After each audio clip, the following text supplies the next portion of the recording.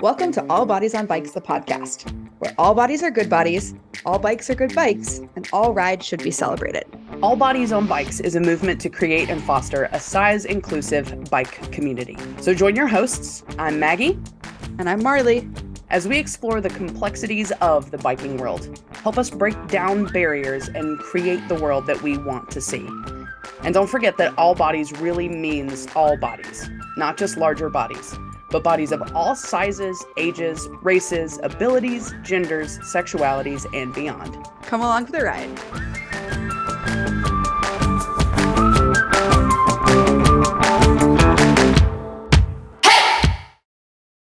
Hey, Maggie. Hey, Marley. How's it going? Oh my God, I'm exhausted. Okay. But I'm okay. I'm really grateful to be chatting with you and Yeah. recording another episode of the podcast. It's always a great moment on a Monday. Yeah, agreed. And my life has been absolute chaos since you were in town. What was that, 3 weeks ago, 4 weeks ago now? Something like that. I don't remember personally. But since then, I've had the Gone Graveling Festival, which was here in Bentonville. I've had Rome Fest, which was in Knoxville, Tennessee. It was a women's mountain bike festival. And then this past weekend, I had the Rule of Three bike race. Just all the things. All the things. I've had house guests. Thankfully, I mean, I love my house guests. It's been actually really fun to be hosting, but I have my house to myself, and I'm just trying to put my life back together. Yeah. But I also went to the knee doc today, and Yes. I'm feeling pretty bummed, actually. Okay. So you know that I had knee surgery in October. Right. And my knee never quite healed. Like, it has never actually felt pain-free for probably going on 2 or 3 years now.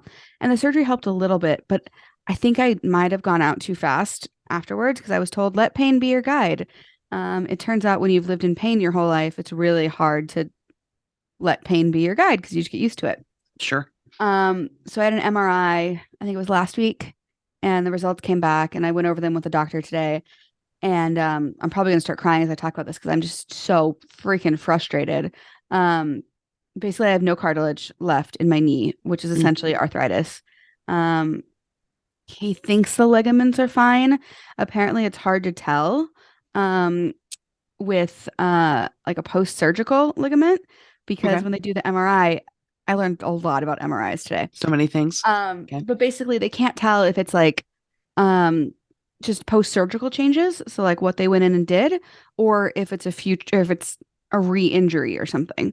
Okay. So I got a cortisone shot, but he is really convinced that I need to lose weight, which when he said that, I just like could feel the tears welling up because I'm like, you literally don't think that I've been told this my entire life, and I've tried a million different ways. And thankfully my doctor was very compassionate, but I still hate it so much because he was like, well, he's familiar with the work that we do and all the bike riding that we do and all that. But he's like, I really want to send you to an endocrinologist and just figure out what's going on. He's like, because with how much you move your body, you shouldn't be this big. And it felt so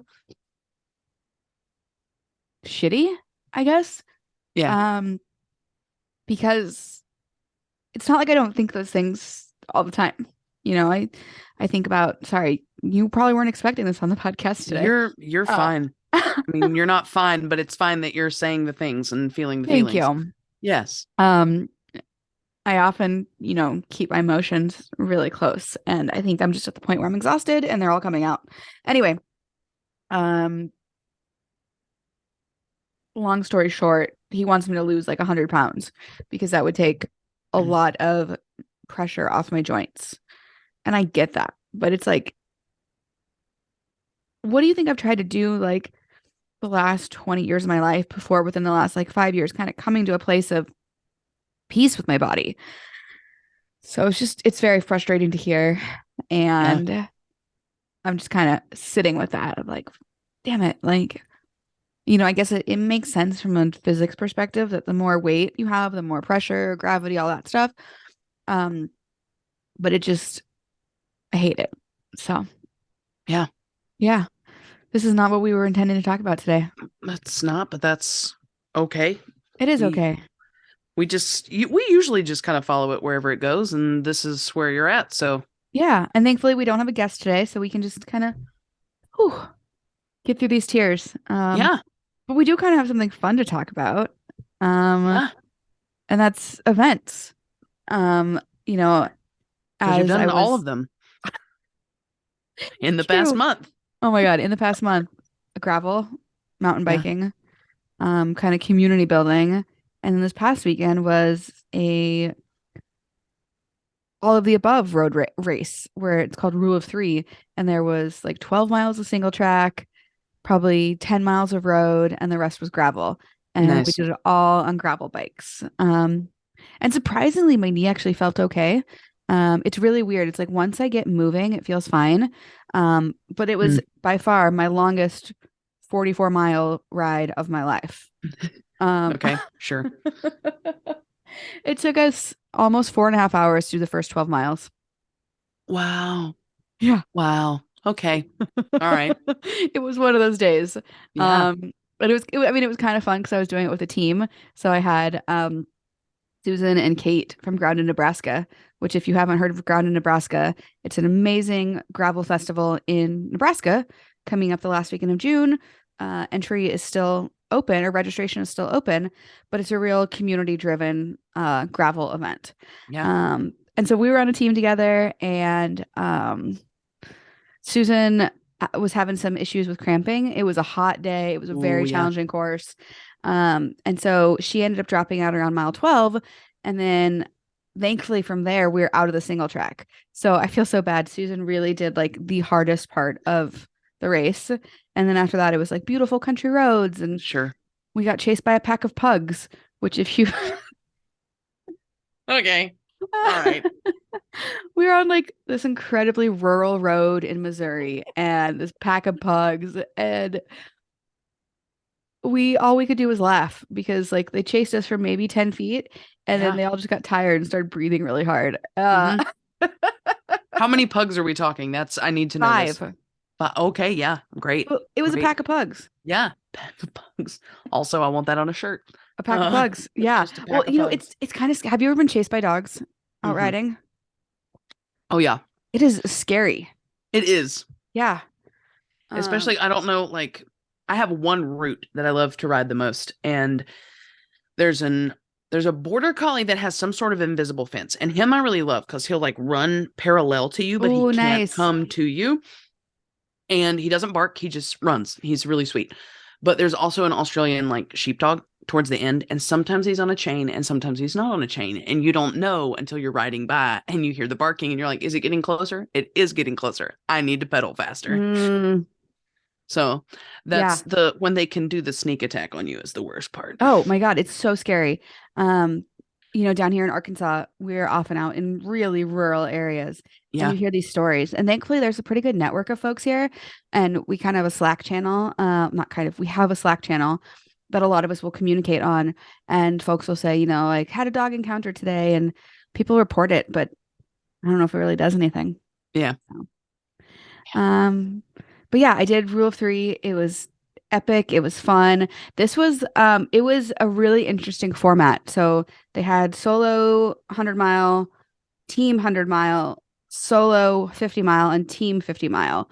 Okay. But because of that, they did like four different starts. And so we were in it that we were one of the very last teams to go out.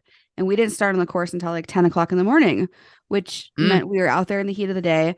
But it yeah. also meant that so we were supposed to do checkpoints. And because we just had such a slow day, the checkpoints weren't open for us. There was one open. There was supposed to be three. And that was like the whole appeal of doing it as a team is there were supposed to be like fun challenges and like Right. wacky things to do.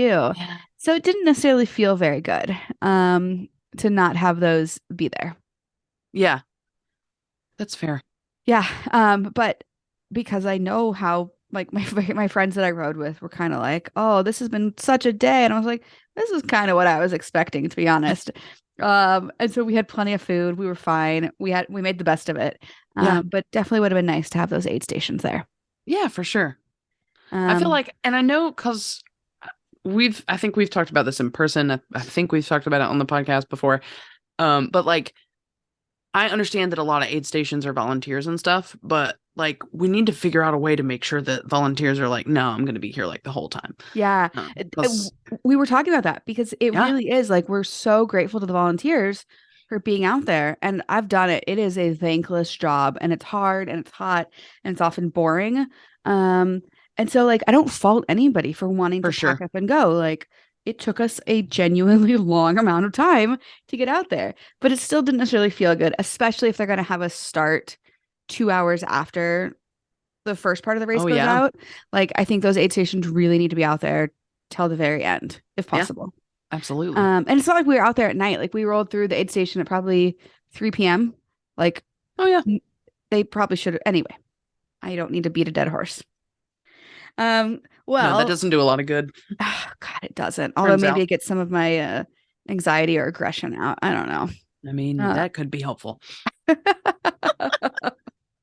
well, kind of my brain is full of events right now. That's like all I'm doing is go, go, go. Yeah. I thought it could be really fun to talk more broadly about events. Yeah. Why we do them, what you can expect at them, how to Heck yeah. prepare for them. So we put a story out on our Instagram asking folks what questions they had. Yes, we did. So I think, for the next half hour or so, we're just going to talk through some of those questions and hopefully make folks feel a little better about going to an event. Yeah. Because I really enjoy them I 99% agree. of the time. But it can be really scary and really intimidating. Yeah. So I'm just going to kind of popcorn these questions back and forth to me and you, and we can each give our take. How does that sound? That sounds great. Awesome. Um, so I guess, the biggest question, I love that this was sent in. It was sent in by Party Size Cycling, which is an inclusive cycling community, I believe in Pennsylvania. Please don't hate me if you're not in Pennsylvania. But they do a lot of not necessarily events, but they'll do chill rides, inclusive Yeah. rides. So they asked, why even do events? Yeah. And I love that question because I never used to go to events. They can be expensive, they can feel really exclusive or like the cool kids club. But I guess I would love both of our perspectives on this is like, why do you do events, Maggie? Yeah. To be entirely honest, the first bike event I ever did, it was during the month of my fundraiser that I do. Yeah. But it was mainly just, I came across it and I was like, I have a bicycle. You need a bicycle to do this. I should go do this. So there was not a lot of thought in that to begin with. But once I got there, I think what the thing has become for me is like lining up at an event and being somebody who is not a middle-aged white man who weighs What? like 7 pounds. I know, right? Mind blowing. This whole time, you all thought I was a 60-year-old man.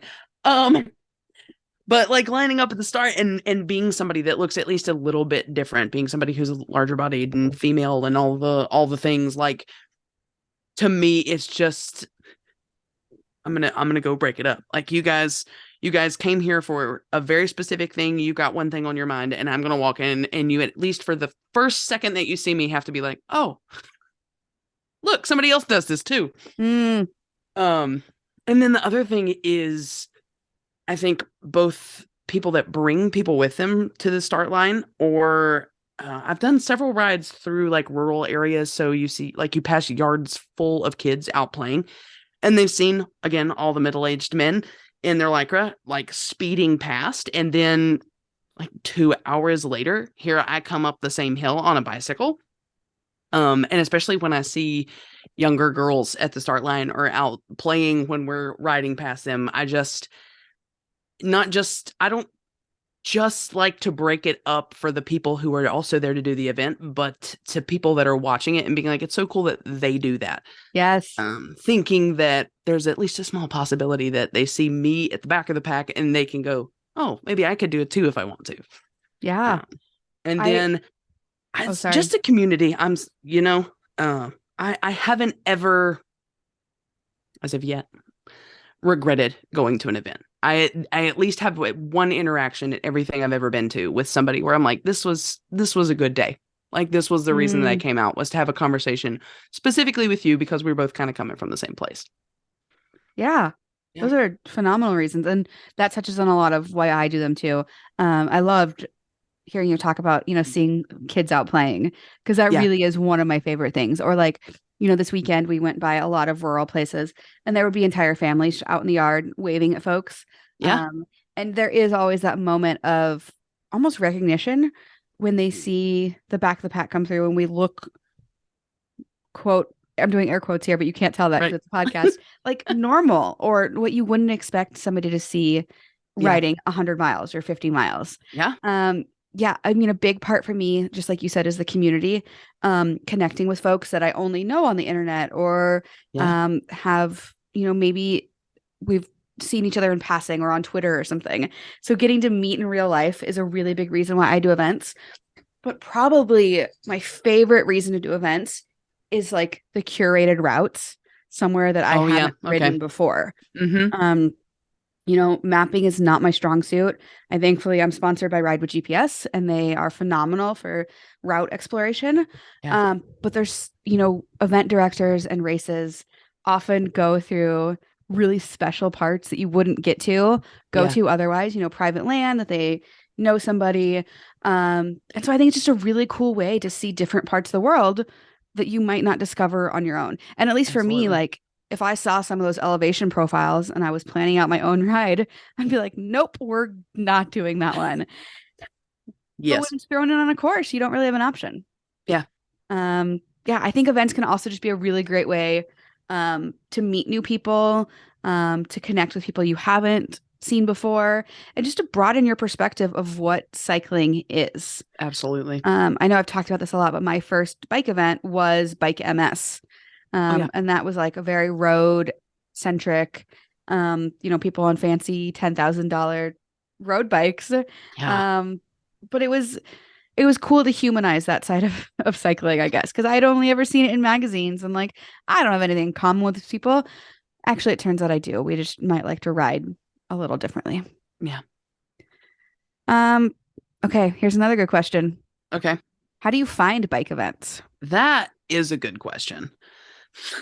Just to be entirely honest with you. Yeah, What is I just look around Instagram, to be honest. okay, that's Um, yeah. because people will often post. You can always do like the hashtag search. If you're looking for like gravel cycling, you can search for hashtag gravel event. Or if there's a state you want to ride bikes in, look for hashtag North Carolina cycling or Tennessee bikes or Right? you got get a little creative with it. Sometimes I'll also just go to Bike Reg, which is Yep. where most of the registration takes place nowadays, and you can search for events close to you. Yeah. But also like just ask your local bike shop. Oftentimes, and some of my favorite events are small local events that, tour to barbecue or brewery rides, things like that. And Oh bike yeah. shops are often the best place to hear about them. Yeah. Um, I just recently discovered that bikepacking.com has a whole list of like annual long events, Cool. which I'm like slowly spying on to figure out which one of those I'm going to be dumb enough to sign up for. Um, and then for people that are close enough, I think this is kind of becoming a destination place. I live near the U.S. National Whitewater Center, Mm, and their website, they do a lot of really great events. And that's another place that I like to go check out and see what they've got going on. yeah. Oh, I love that. Yeah. I think, Yeah. another thing you can do is if you follow any professional cyclists, um, I'm throwing myself into that category. A lot You of us should. will put out our calendar of events either on our website or, you might have to scroll back a little bit on our Instagram. But we're often willing to, chat about what events we love, why we go to them. And, each of us has our favorites. So feel free to reach out to the folks that you love and adore and ask us what events we're going to and what we'd recommend. Yeah. Um, I actually, and maybe we should talk about this a little bit later, but I almost feel like a sense of responsibility. I got an email from somebody today who is a podcast listener and Unbound is going to be their first event. and I'm honestly a little nervous for them. I fear that I may have given away the impression that these things are easy. They are Right. not. Yeah. And I don't talk about my training a lot. We're going to talk about that next, actually. We're going to talk about, training and preparation, but I would do some small local events or at least go to some group rides before you show up to an Unbound or a Steamboat or some of those other big events because it can feel really overwhelming and really scary to get thrown to the gauntlet. So I don't know. I hope I haven't given off that impression that Right. anybody can just go ride 100 miles at Unbound. I'm like, Yeah. yes, I believe in you. You can, but you Oh, do for need to sure. prep and you need to have a plan. Yeah. You can absolutely go do 100 miles at Unbound and have a really crap day or a really great day. Yes. And if you put that prep in for it, you're gonna have a really great day. Hopefully. I mean, things can Yeah. always go Oh sideways. yeah, for sure. Um, But it's but still I personally, at least, if I know that I've done the training, even if the day goes sideways, I can go home and be like, nah, but I had a good day. Like I exactly. did good. Yeah. And that prep is really what's going to set you up for success. So Yeah. let's talk about event prep. Okay. Um, I would love to break this up into kind of three categories. Okay. So I wrote these down because I was like thinking about it in my head Yeah. while I was sitting at the knee doctor. So prep for your body, Yep. prep for your bike, and then kind of the mental, emotional prep. Yeah. So let's talk body prep first. Okay. To me, that's like both training and oh my gosh, well, that's timely. Nutrition. Gesundheit. Okay. Thank you. Yeah. So folks I think will often ask me, well, how are you training for Unbound? I actually just did an interview the other day, and I don't necessarily train for a specific event. Um, Part of that is because my summer is full of events. But prior to events, or event season, I just try and get as much time in on my bike as possible. Yeah. Because if I'm doing 100 miles, I'm looking at a 12 plus hour day. And so that means getting in those long endurance rides just so that when I go and do it, it's not a total shock to my system. Yeah. Um, Absolutely. I when I'm on top of my training, I will try and, incorporate yoga and stretching and some of the PT physical therapy work for my knee. Because that makes recovery that much easier. Right. Is there anything special you do for your body before an event, like hydration or nutrition or I am physically? also somebody that just kind of rides, not specifically training. And I think we did a training program through Wahoo for Steamboat. We did. And it was great. What I discovered through that is, I mean, as you bike, you get stronger. And so like certain aspects of your cycling get better. But like the part of training where I'm pushing myself to a level of discomfort that is unpleasant, I didn't like, specifically I'm thinking like rotations per minute for Mm, how fast you're pedaling. where it's yelling at you to pedal faster. Yeah. And I'm like, I don't like that. Me neither. You can explain the physics to me all you want about how that's better for you than like pedaling slower but working harder for it. But the fact of the matter is I am happier when I'm doing it that way. So I, again, like you said, just the logging of the miles, it's not really like specifically training for a specific event.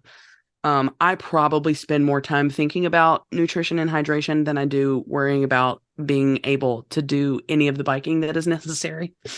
Yeah.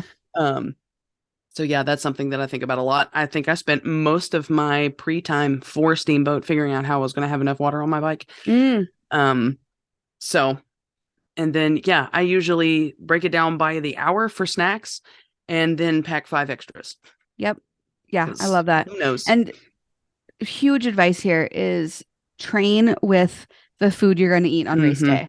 Yep. Um, you know, a lot of people love gels and energy blocks, and I've actually gotten more into that lately. If you would have talked to me 2 years ago, I'd have been like, no, peanut butter and jelly and oranges and bananas and trail mix. But as my distances have gotten longer and I have less time to kind of sit on the side of the road and eat a snack, I really have gone to more of like the I guess specially made fueling Yeah. foods for the bike ride. Yeah. But just a a word of advice is if you're gonna do gels, make sure you practice with those so your body is ready for it and you know how your body's gonna react. There's nothing worse than getting diarrhea out in the middle of the course and Mm-hmm. not being able to take care of yourself because Mm-hmm. your stomach is going wonky. Yep. Um, but I mean, for me, so I grew up as a swimmer and we would Oh always yeah. carb load, which apparently that science has been debunked. But I do try and start eating a little bit more in the couple days before a big endurance event, just Yeah. making sure, I'm getting protein and fiber and not necessarily swinging through the McDonald's drive-through. Right. Just trying to like eat things that I know are going to make me feel my best going into the event and Yeah. then just hydrating a ton. Oh yeah. Especially if I'm traveling somewhere. I don't know if we've talked about this or if I've shared this information on here. Okay. I love your face, but I pee I'm myself a intrigued. lot. Oh, Um, okay. yeah, I like have problems with urinary incontinence. Don't worry, I'm working on it.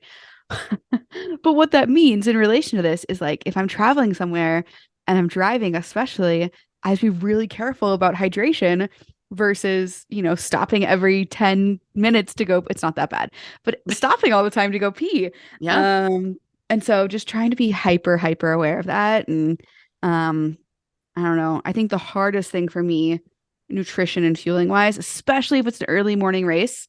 I hate the word race because I'm never actually competing event, is eating enough. Like if I have to be on the start line at 7 a.m., like I just feel like ravenous the entire day. Yeah. Yeah. I don't eat breakfast on a regular basis. Oh, So I that doesn't that's not as much of a thing to me. I have always been a Just huge breakfast eater. yeah, I don't it's never been. And I've tried Wow. because it's supposed to be the most important meal of the day that I've heard my for 30 years of life, but I honestly feel worse if I eat a decent breakfast than I do if I don't. Interesting. Yeah. Yeah, I mean It's confusing. every body is different. Right? That's fascinating to me. So Yeah. how do you make that work if you like have a 8 o'clock event time?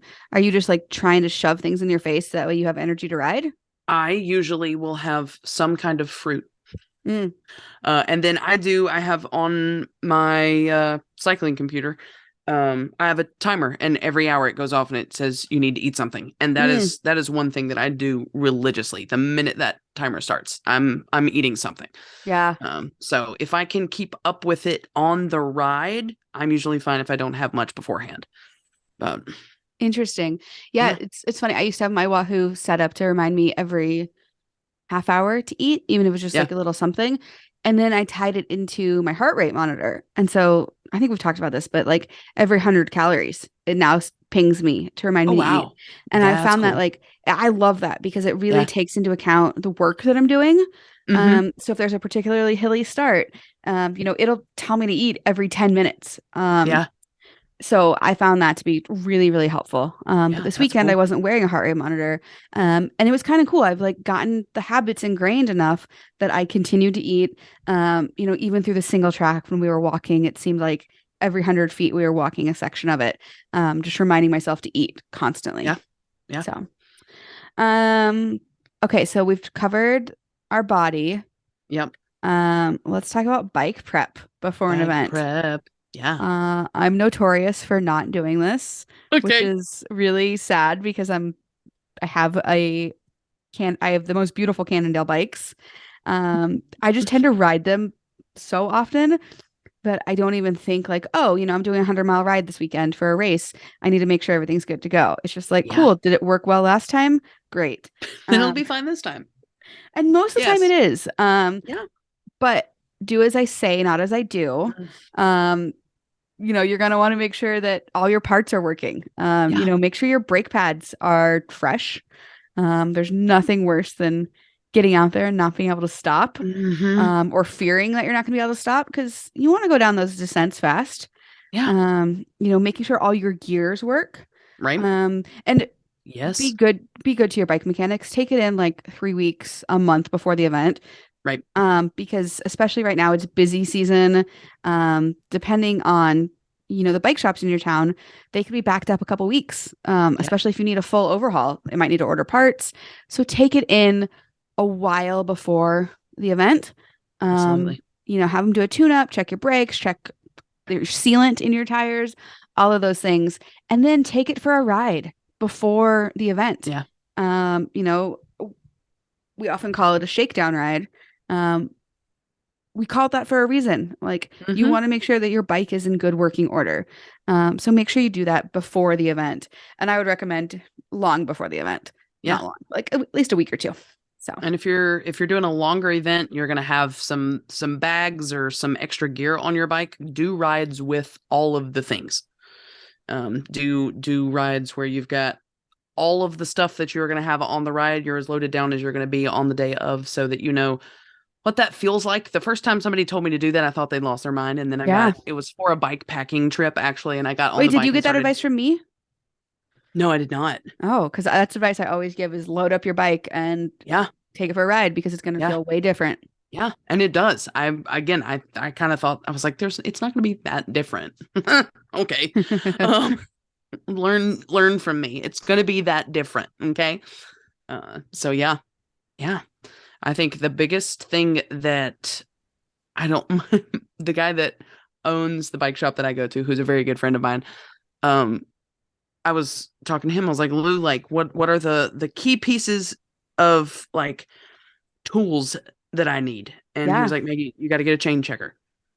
I was like, okay, great. And he like, somebody can explain to you much better than me, but there are so many things you can avoid breaking by making sure you're not using a chain past its usefulness. Yeah. So like, that's the one thing also that I would suggest is, brake pads, because you want to be able to stop, and also make sure that your chain is not completely stretched beyond its usefulness, or you're going to start slowly messing up literally everything else on your bike. Yeah. And the cool thing is like you can take your bike into a shop. Like a chain checker is a good tool to have at home. It's not expensive. Oh, It's sure. literally just like a little ruler with little prongs that you stick it in. And one side says you're at like 50% wear. The other side says you're at like 75% wear, need to replace. Anyway, super, super easy thing for the bike shop to check. Absolutely. And then they can be like, yeah, let's replace your chain because that'll prevent you from doing more costly repairs down the road, such as like a new cassette or a full new drivetrain. Yeah. A chain is much cheaper than that. Yeah. Kind of back to the bags. If you're going to wear a hydration pack for the Mm-hmm. race, start riding with it. I also recommend going out in the outfit you're going to wear. So Absolutely. that way you know if anything chafes or rubs or is uncomfortable. I have definitely made the mistake of going out in clothing that is too small and it is riding up all day and I'm feeling self-conscious and it's just not a good thing. So I don't know. I think what we're probably getting at is just do a dry run. So that way there are no surprises on race day. Yes. Only a Um, pack of pugs. That's the only acceptable surprise. oh Lord. I mean, I can think of a few other fun surprises, but not necessarily with your body or your bike. Yeah. No. No. Yeah. Let's talk mentally. Okay. And I guess what I throw into this bucket is like um route, like looking at the route. How much do you study that before an event? What does that look like for you? How do you get into the brain space of being event ready? Hmm. So I saw this on the list, and I have been thinking about it in a different aspect. So I'll move towards that. Please. I don't. I am really bad or really good at. We're gonna word it that way. I'm really good at just assuming that if I have all the things, it's all going to work out, Yeah. which is probably not great because sometimes that's not going to be how that works. But do you have a route for me? I have it downloaded. We're done. Um, that's pretty much to me all that is going to be. I'll look at elevation just to kind of like pre-plan when to be the most excited to be on my bike. Um, It's a great way to phrase that. it seemed the positive way to say that. So yeah, as far as that's concerned, I don't think about it a lot, which could probably use some improvement, but that's fine. But also if it's Um, working for you and yeah, like you can trust your bike computer, if that's working, I love that. Yeah, yeah, That way you can't psych yourself out over what you don't even know is to come. yeah, yeah. I think the big thing there for me is I'm just really comfortable walking my bike. Mm, So I think I could look at it and think about it a lot and put more thought into I'm going to approach this way and I'm going to approach this way, but it currently at least is just I'm going to go out and ride my bike and probably not the whole time and it's going to be great. Let's go. I love that. So, Yeah. I take a similar approach. I am not very good with at reading maps. okay, If I've been someplace before and I've ridden my bike there, I can usually get back there.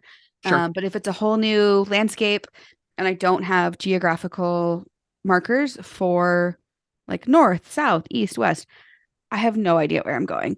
Okay, So like at Mid that's South, fair. I had the route, I had a general idea, but I literally thought he was taking us on in circles. I thought Bobby just had us doing squares over and over again on the same piece of land.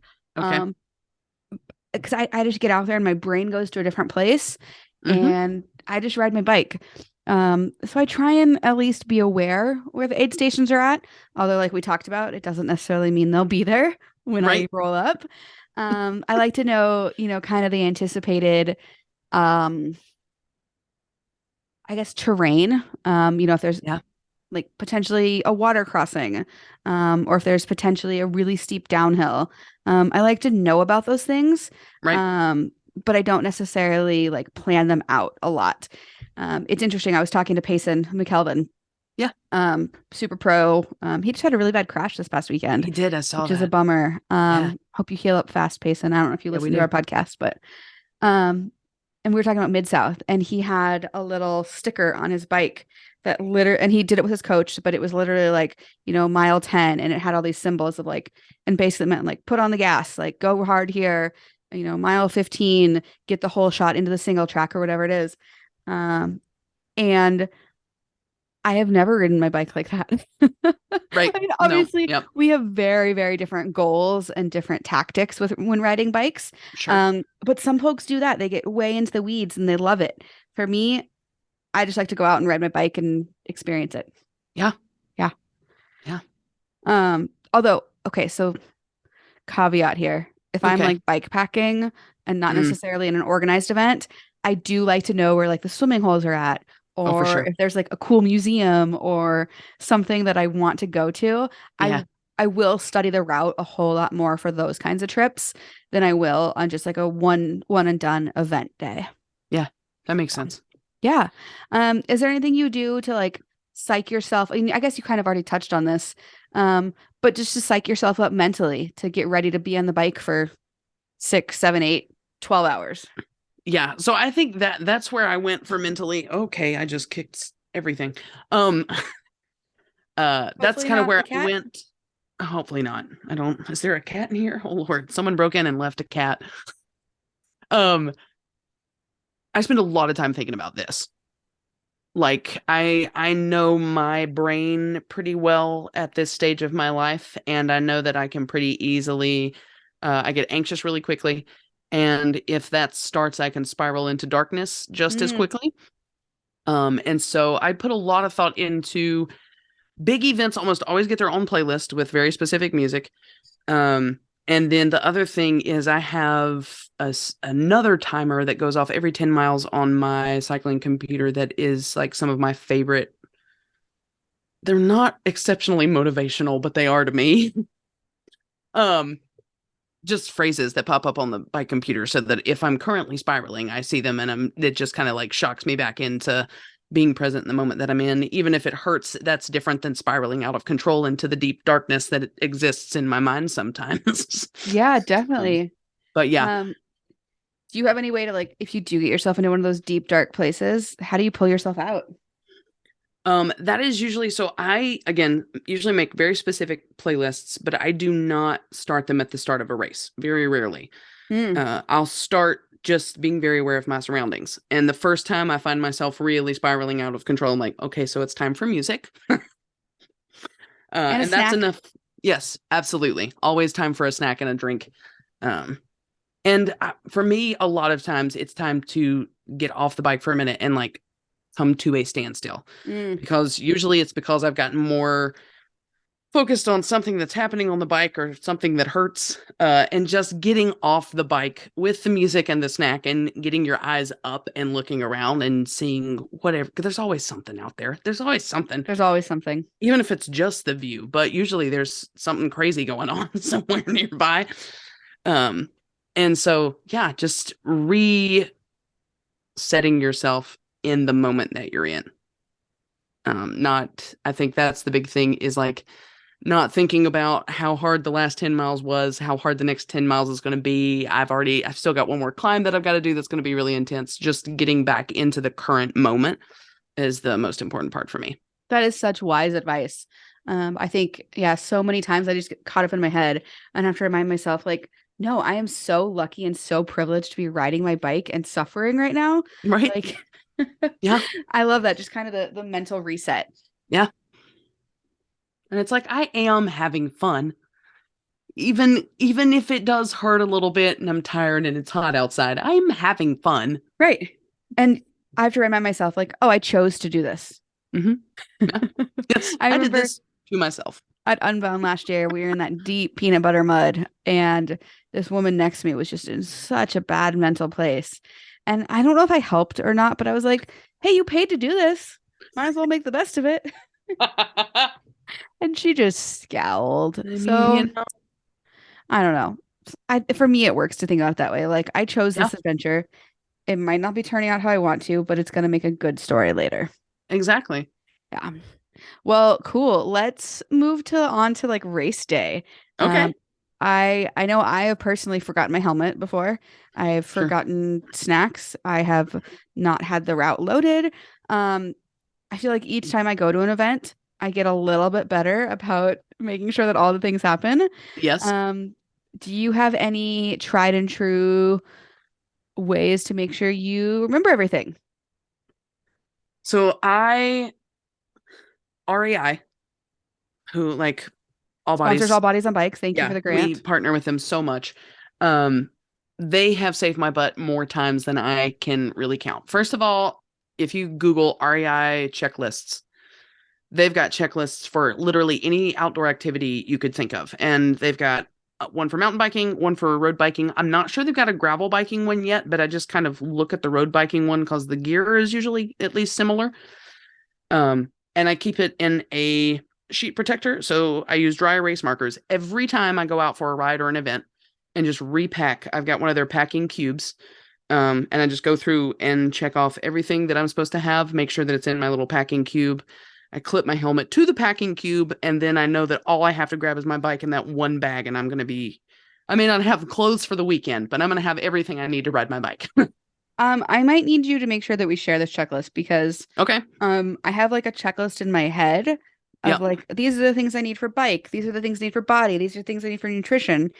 But I forget a lot of things. Mm-hmm. I had made my own, and then I found theirs, and I was like, this is much more comprehensive and better. Yeah. There's one that I use from Swift Industries for bike packing and bike camping. Yeah. And a lot of that equipment's the same. You know, I'm not necessarily taking my pour over coffee set on a gravel race. I mean, maybe though. Maybe. I mean, that would be. I would. I would too, actually. Especially if I knew I had all day to do it. Anyway, I digress. So Maggie's going to share with us her packing list. Yeah, I mean, I think other things, if you're driving to an event, throwing a big pump or floor pump in your car can be really helpful. You know, just for those last minute tire pressure checks. Mm-hmm. And yeah, I think a checklist is probably the best way to go. Yeah. And then just, you know, telling your friends, hey, make sure I grab my helmet. Make sure I grab my shoes. And then before you leave your house in the morning, okay, helmet, shoes, phone, keys, wallet, check, you know? Yep. All those things. Gotta do the pat down at the door. Yeah. I've also recently learned to check all of my like repair equipment, basically. You know, do I need new plugs for or like bacon plugs for my tubeless tires? Right. You know, are my CO2 cartridges ready to go? Do I have my hand pump? tire levers, tubes, all those things. All the things. And I will often switch bikes in between events. So making sure I have the right size tube. So Hmm. I have added that to my pre-race day prep is pull everything off the bike, make sure I am organized and I know where it all goes. Water bottles are filled, all those things. Yeah. So Yeah. yeah. Anything else about events? I'm gonna look at our Instagram stories one more time and see if anything else came through.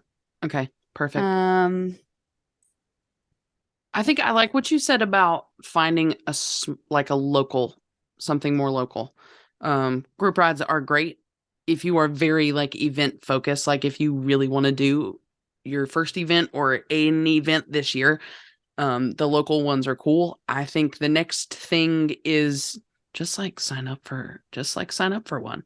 yeah, Just do it because we tend to think too much about, especially fun adventure things, and you can kind of talk yourself out of it before you ever even give it a go. And I do think it is absolutely cycling something you enjoy, and an event is something you're interested in. They're a lot of fun. yeah, You should just sign up for one. exactly. And the events that you're seeing on like me and Maggie's and a lot of the all bodies on bikes, social media feeds, those are like the bigger, kind of more production-y events. But there are so many small events that are excellent, and that's really where you're going to find the community.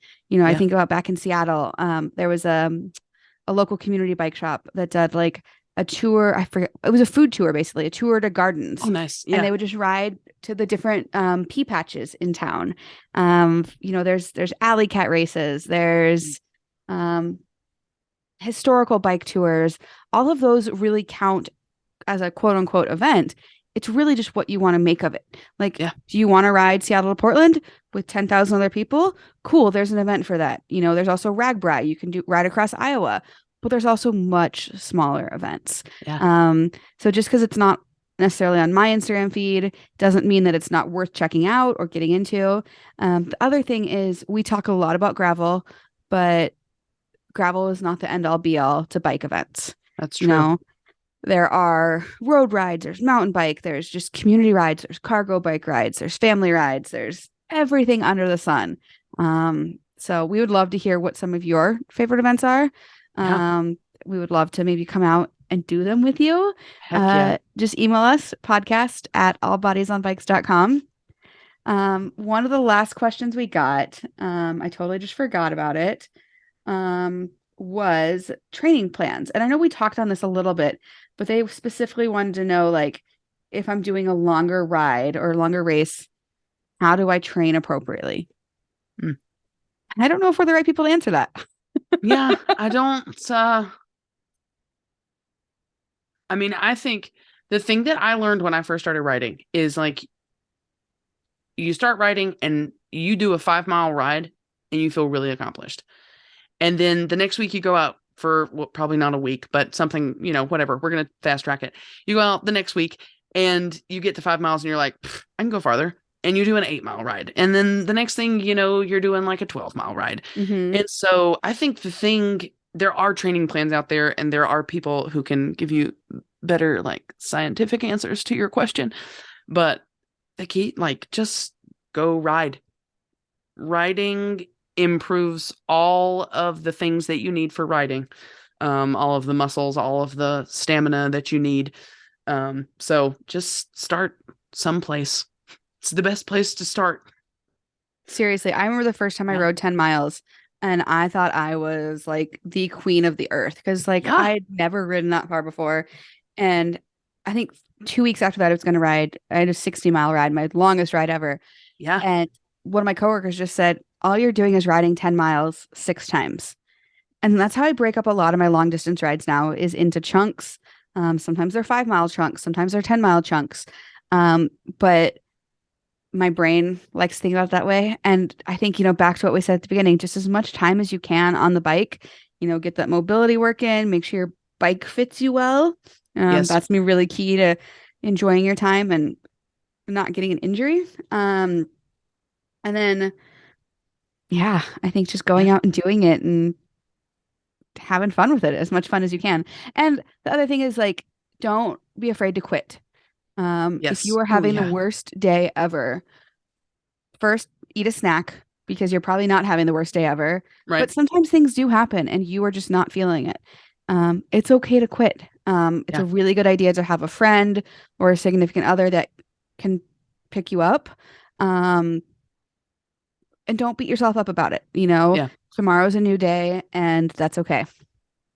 That's 99% of the time that I have ever gone out on a ride and gotten either really irritated on the ride or gone out not wanting to go.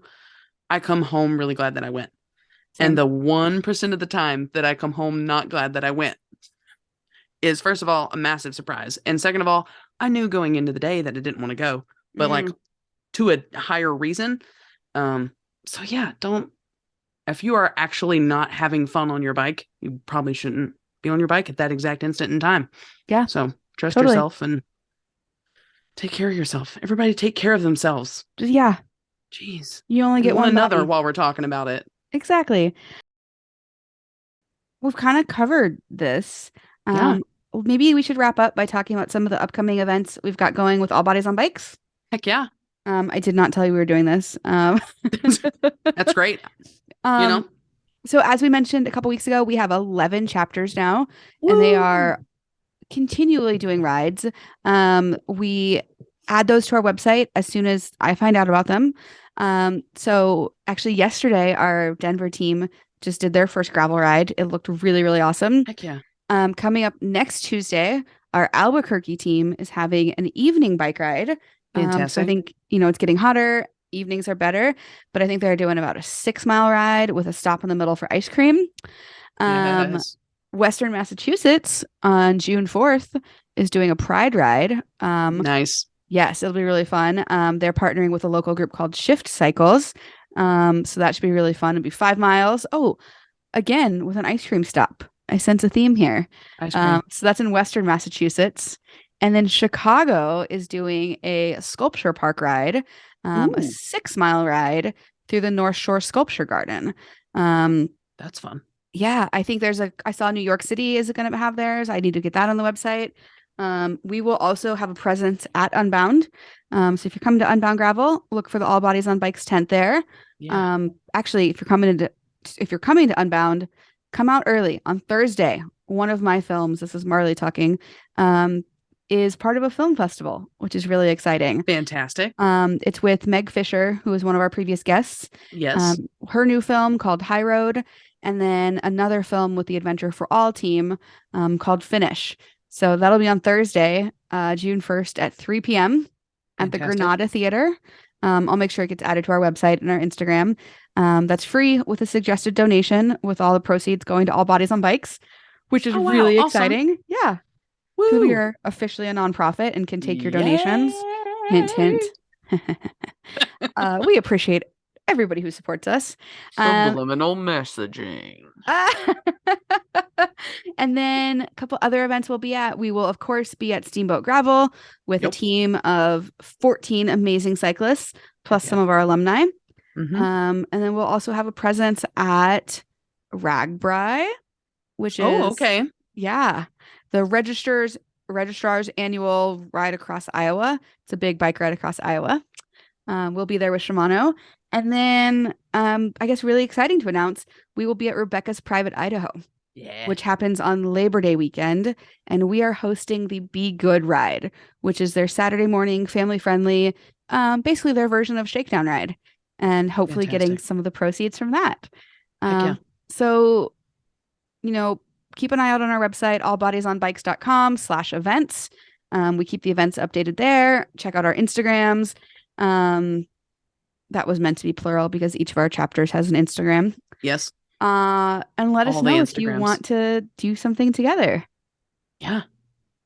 So I guess I've got a final question for you, Maggie. I hope you're going to come up with one for me. Okay. I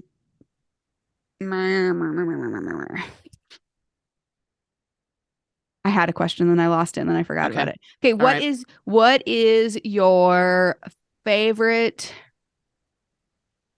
event that you've done so far? Ooh.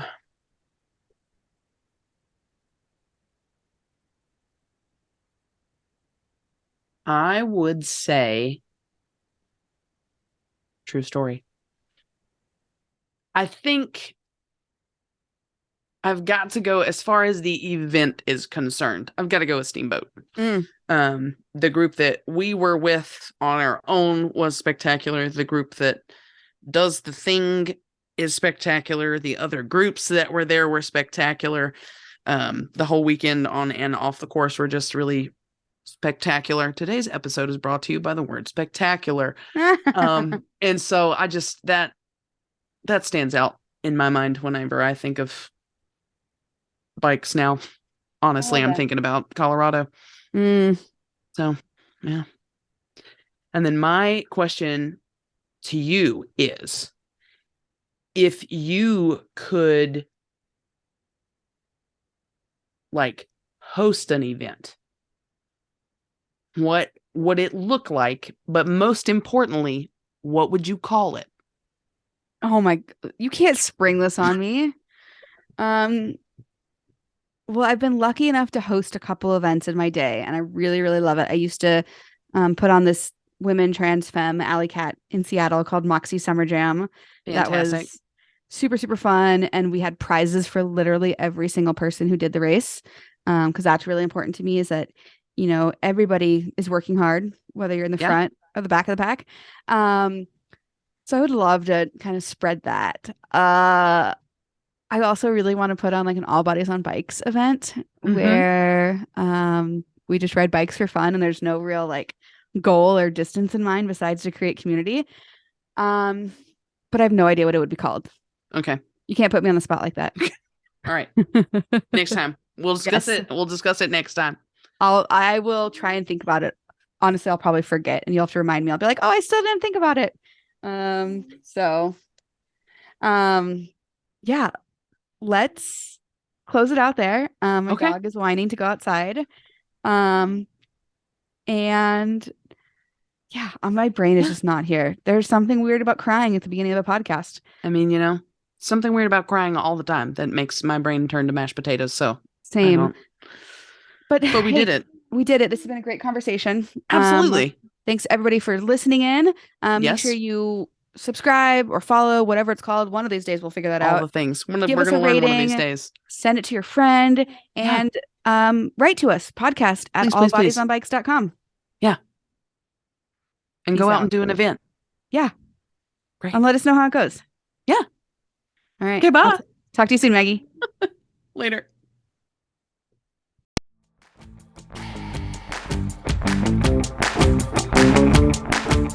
This is an All Bodies on Bikes podcast powered by Feisty Media. The show is produced by Maggie and Marley and edited by the team at Feisty Media. Thanks for listening.